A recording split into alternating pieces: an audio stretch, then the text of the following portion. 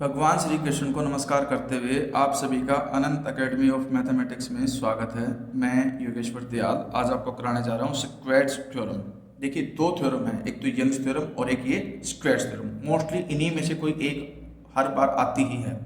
तो इन पे ज़्यादा फोकस करना और रटने के बजाय अगर आप इसको समझ करके करोगे तो ये आपके आगे भी काम आएगी।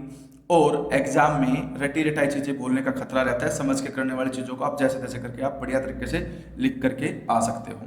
दूसरी बात यह है कि वीडियो के एंड में मैं पूरी उसको उपयोग कर दूंगा फोटो को, आप उसका स्क्रीनशॉट ले लेना ताकि जब कभी भी रिवीजन करना हो तो आपको हेल्प मिल जाए उसकी। अब हम स्टेटमेंट देखते हैं इसकी। If F Y exist in a certain neighbourhood of a point A B of the domain of a function F. Function F है, उसके लिए एक डोमेन है आपकी, उसका एक नेबरहुड का पॉइंट लेंगे और उसमें आपका एफ वाई एग्जिस्ट करता है, ये हमें गिवन है। फिर F Y x is continuous at A B, और ए बी जो पॉइंट है उस पर आपका एफ वाई एक्स कॉन्टिन्यूस है। जब ये कंडीशन गिवन होगी then F x Y at A B exist, तो एक्स वाई भी एग्जिस्ट करेगा and is equal to F Y X, यानी कि दोनों इक्वल हो जाएंगे। ये हमें वेरीफाई करना है। तो प्रूफ देखिए इसका एक एक लाइन को समझते हुए। The hypothesis of theorem imply that fx, fy and fyx all exist in a certain neighborhood n of ab, यानी कि थ्योरम की स्टेटमेंट से ही पता चल रहा है कि ये तीन चीज आपकी जो है एग्जिस्ट कर रही हैं एक particular neighbourhood n of ab। Let, और नेबरहुड का पॉइंट कैसे लेंगे, a में अब a प्लस एच लिख दो, b की जगह पे b प्लस k लिख दो, थोड़ा सा स्लाइटली चेंज कर दिया a b में, be the point of this neighbourhood n। ठीक है, अब सबसे इंपॉर्टेंट है इस फंक्शन को याद करना, उसके बाद सब चीजें सिंपल है। फाई एच के कैसे लिखा गया, इसमें पहले तो देखो f A plus H comma B plus k minus F A plus H comma b, यानी कि ए प्लस एच को फिक्स रखा, यहाँ बी प्लस के तो यहाँ बी, बीच में नेगेटिव का साइन और ब्रैकेट क्लोज, फिर नेगेटिव का साइन है, फिर ब्रैकेट में एफ ए कोमा बी प्लस के, ये माइनस एक्चुअली प्लस नहीं है, ये बाई मिस्टेक लिखा गया, माइनस है यहाँ, और एफ ए कोमा बी, तो यहाँ पर ए आपका फिक्स है और यहाँ बी प्लस के है और यहाँ बी, तो इसमें a प्लस एच फिक्स था और इसमें a फिक्स है। अब हम एक gx लेंगे, gx का मतलब ये है कि देखो यहाँ पे a प्लस एच है और यहाँ a, तो चेंज जिसमें हो रहा है उसके जगह पे आप क्या लिख दो, x लिख दो, तो ये बन जाएगा आपका function f x comma B plus k minus f x comma b, ये हमने gx मान लिया। शो डेट फाई एच के, अब ध्यान से देखो x की जगह अगर मैं a प्लस एच रख दूं तो ये a प्लस एच, ये a प्लस एच, तो ये वैल्यू बन जाएगी, यानी कि पहली ब्रैकेट की जगह मैं जी ए प्लस एच लिख सकता हूँ। फिर x की जगह पे a पुट करूँ तो ये a comma B plus K और a कोमा बी, तो ये बन जाएगा आपके पास, यानी कि ये वाली ब्रैकेट बन जाएगी a comma B plus k minus F A comma b. ठीक है, ये इक्वेशन 1 आ गई आपके पास। Since f x exist in n, the function g x is derivable in a comma a plus h, यानी कि a के बाद जो नेक्स्ट पॉइंट आएगा a प्लस एच, उसमें आपका एफ एक्स एग्जिस्ट करेगा, और एफ एक्स एग्जिस्ट कर रहा है तो जी एक्स डेरिवेबल होगा। Therefore by Lagrange mean value theorem we have, Lagrange mean value theorem क्या कहती है, जनरली हमने पढ़ा होगा कि भाई F dash C is equal to F B minus F A upon H, ये जो चीज़ है ये यहाँ आ जाएगी। एच जो है वो इन दोनों का डिफरेंस होता है ए बी माइनस ए का, यानी कि B minus A is equal to H, तो यहाँ पर क्या था पॉइंट ए प्लस एच, यानी कि ए कोमा ए प्लस एच था, तो दोनों का डिफरेंस क्या आएगा, ए प्लस एच माइनस ए से ए कट गया तो डिनोमिनेटर में क्या आएगा एच, और वो फिर दूसरी साइड जा करके मल्टीप्लाई हो जाएगा, यानी कि जी डैश, ये एक प्रकार से वो सी है जो हम लैग्रेंज मीन वैल्यू थ्योरम में लेते हैं, और ए प्लस थीटा एच में थीटा जो है 0 से 1 के बीच में लाई करेगा, तो ये कंडीशन आ गई सेकंड। फिर फ्रॉम 1 एंड 2, यानी कि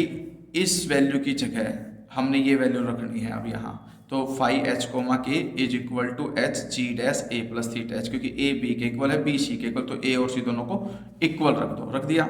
फिर जी डैश का मतलब क्या है, जी डैश का मतलब है derivative with respect to X, यहाँ पर क्योंकि हम चेंज एक्स में कर रहे थे, ए कोमा ए प्लस एच, ए एक्स का पॉइंट था,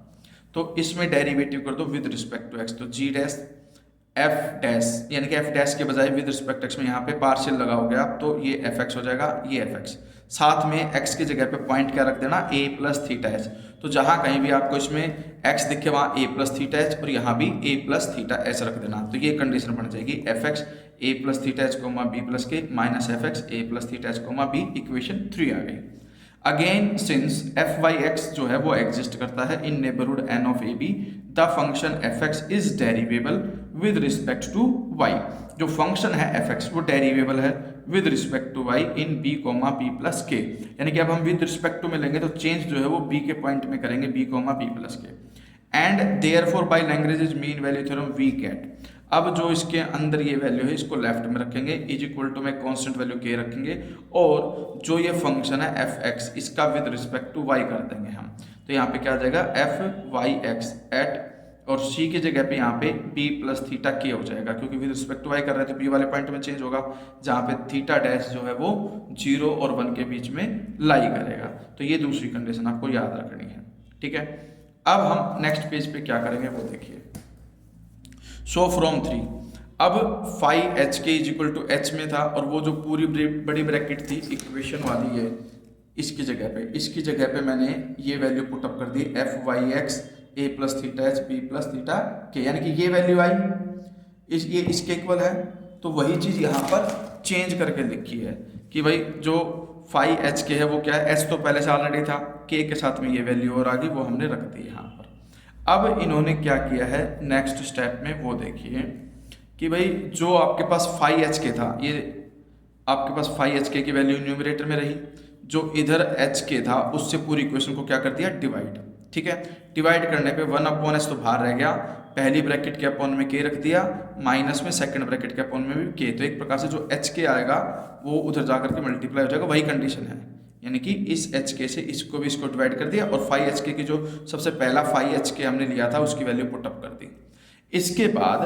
proceeding to limit k tends to 0 since F Y and F Y X exist in the neighbourhood n of A B.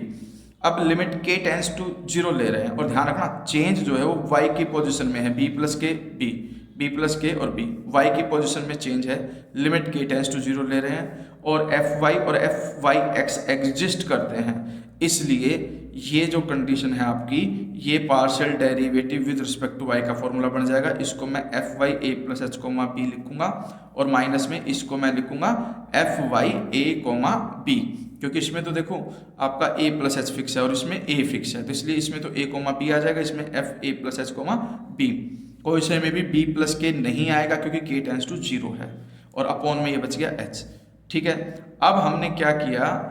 आपके पास लिमिट k टेंस टू 0, इधर ये F Y x था ही आपके पास, और यहाँ पर जो पॉइंट थे वो क्या थे, a plus theta h comma B plus theta dash k, ठीक है।